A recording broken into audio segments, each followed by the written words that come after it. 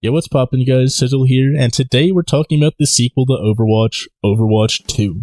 Before I get into this video, there's a good chance I accidentally referenced something I talked about in my Overwatch 1 review, so feel free to check that out before watching this. With that out of the way, let's get into the review. Overwatch 2 is just Overwatch 1, but it's 5v5. That's right, that's the only real change they made. It might not seem like a lot, but it does affect a lot about how the game plays. Instead of the previous 2 tanks, 2 DPS, and 2 supports, you now have 1 tank, 2 DPS, and 2 supports. To balance for this change, Blizzard decided to just basically double the stat line of every character and also change some abilities for a handful of characters. This change meant that instead of having 2 of every role that could easily play off each other and cover one another with some cool synergies, you now have 2 roles where that's still the case, and then 1 raid boss role in the tank, that now has the health of somewhere between 3 and 4 people, depending on what hero you are. This turned Overwatch from a chaotic game where there's just a lot of cool synergies and crazy stuff going on all the time, where people almost always just kind of did what they want and tried their best to win together, to a team game focused around the main player, being the tank, where both teams just group around this player and have a very standard FPS fight with some ability usage involved. Obviously, there's still some characters who can go on flanks and stuff, but unlike before, where it was something people just kind of did and it either worked or it didn't, in Overwatch 2, a lot of things like flanks have to be very well calculated and performed to the finest detail, or you will be the reason that your entire team just lost the fight. Honestly though, this specific change is interesting. I do enjoy some things about it, mainly the removal of annoying metas like double shields, but I also find it to be awful in its own ways, mainly making the tank an extremely high pressure and highly focused player compared to everyone else in the lobby. In summary, turning Overwatch from 66 to 5v5 made the game a lot more easy to follow and simplified, with the trade-off of making the way the game is played a lot more formulaic instead of the free-form fighting which I came to enjoy from Overwatch 1. Unfortunately, this is not the only change that they made. Overwatch 2 also just removed a lot of content. They removed fan favorites like player levels, 2 CP, including iconic maps like Hanamura and Temple of Anubis that have been there since launch. They removed the free loot boxes you'd use to get free skins, and they even removed SR, On Fire, and the medal system in the game, among other things that I'm probably just forgetting about right now.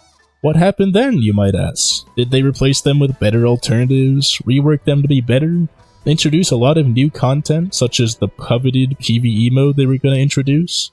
Nope, they just slowly started adding everything they removed back into the game, piece by piece, and declared it as new content in hopes that people would keep playing their game.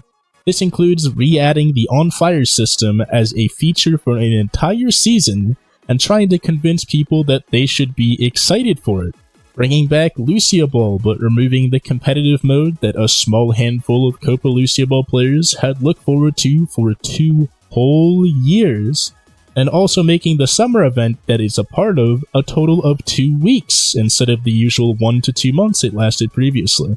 I know this isn't a game mode almost anyone else cared about, but the competitive version of Copa Lucia Ball has genuinely been the highlight of my year every year since 2017. I am beyond sad that it is removed seemingly forever, even if the community around the game mode still remains. And that's not the only game mode they removed, so I'm sure other people have their own stories with this exact type of thing. Even worse than simply removing gameplay features, they turned the free skin system into a system where most skins are locked not only behind a paywall, but are straight up $20 a piece. For reference, the price of Overwatch 1 itself was $20 for a large majority of its lifespan, where you would not only get to play the game, but you would get tons of free skins just by playing, which led to everyone having their own set of unique skins and personal favorites, instead of everyone just rocking the same 2 to 3 free event skins they happen to give out. It is genuinely insane how much they're charging not only for these virtual skins, but for skins that aren't even special most of the time, like paid skins used to be, and also, like any other skin, are only for a single hero.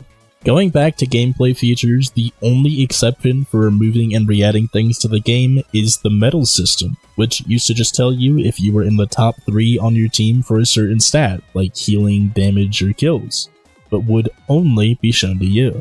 For the sake of reducing toxicity, they replaced this with a normal leaderboard where everyone can see your stats at all times, so that if you're performing even remotely bad according to your stat line, which isn't always accurate by the way, and happen to be losing the game, your whole team knows exactly who to start screaming racial slurs at instead of having to guess randomly like they did before or just play the game.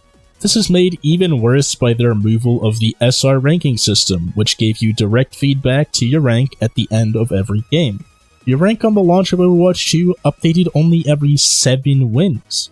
And now they've reduced it to 5, but that's still just psychological manipulation by Blizzard to try and force you to play their game for longer. What this ends up making you do though, is when you're close to seeing a new rank up, let's say you're at 6 wins, even if you're tired, playing extremely poorly, having an awful time, or any other possible thing that might have gotten you to stop playing before, a lot of the time, people such as myself will go and play one more game to go get that rank up screen and oftentimes end up losing a ton of games that would not have been lost in Overwatch 1, purely because of the desire to see that rank up happen. This leads you to playing the game more, which is obviously what Blizzard wants, but easily having a more negative experience every time you play.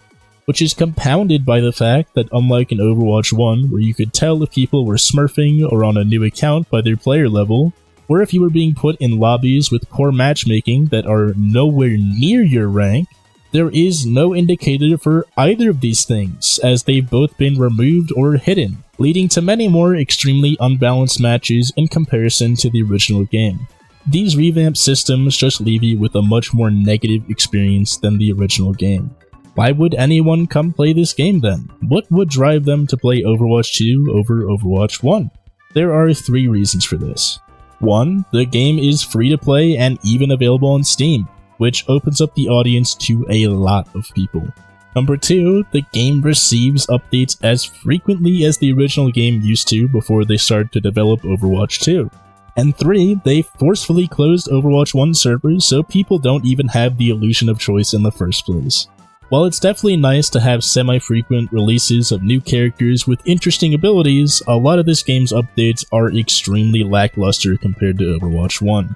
The new heroes are a lot less balanced, any balance patches that happen seem to simply make more and more heroes completely beyond overpowered or underpowered, and also just introduce a ton of bugs into the game that had never existed before.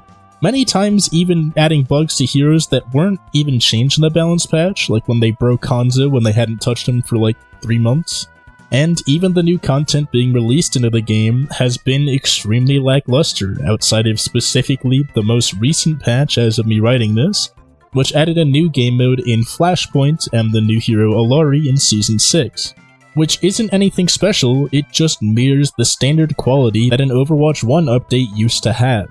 They even added in some PvE missions into Overwatch 2 at the steep price point of $15 for 3 total missions, which is only 3 hours of content with a very little replay value, which is almost identical but honestly debatably worse than the free Archives event that they released back in Overwatch 1, and just has a added price tag for some reason.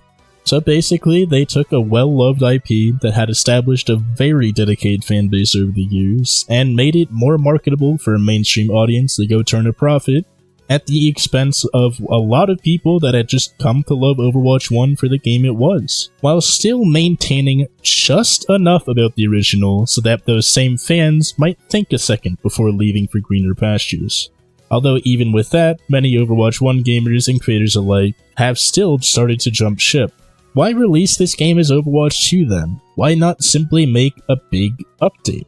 The excuse they gave for this at the time was the release of PvE, which had tons of trailers that got people excited and was supposed to be a really cool update.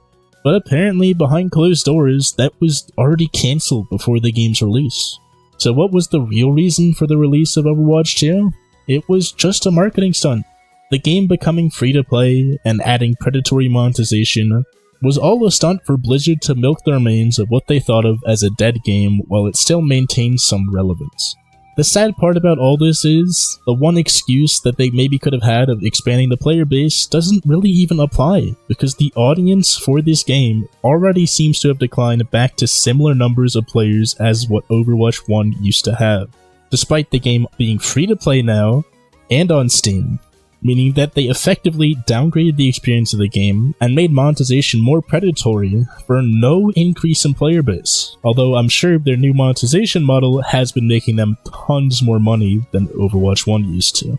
Unfortunately, since this game still uses Overwatch 1 as a base, it's actually still a pretty fun time, although in my opinion very clearly inferior to the charm and fun of the original game. As such, I've still been playing a lot of it. I had around 1200 hours across Overwatch 1, but I'm already up to around 400 hours on Overwatch 2 alone, because after not having played it for around 2 years, I still came back to a game I could have a lot of fun with, and had feelings that reminded me of the 500 or so hours I put in during the launch year of Overwatch 1. The game itself is still pretty fun, but the predatory monetization, removal and replacements of much of the content I love, and the horrific job the balancing team has so consistently done with every balance patch makes me generally have a lot less fun playing this game than I used to have playing Overwatch 1. While I'm still playing this game for long hours during at least one day in my average week, a lot of the games I put in just end up leaving me extremely sad or angry about what just happened, regardless of whether I won or lost. Overall, despite having extremely high potential to be an absolute amazing experience, I believe, mainly due to the decisions of the company responsible for the game, that it is simply worse than the original 5 out of 5 experience that the original game provided. Despite the high playtime I have in this game, I genuinely can't give it full marks on my recommendations, regardless as to whether or not the person I'd be recommending this to had any experience in Overwatch 1. Therefore, I personally believe the game Overwatch 2 should be rated as a 3 out of 5.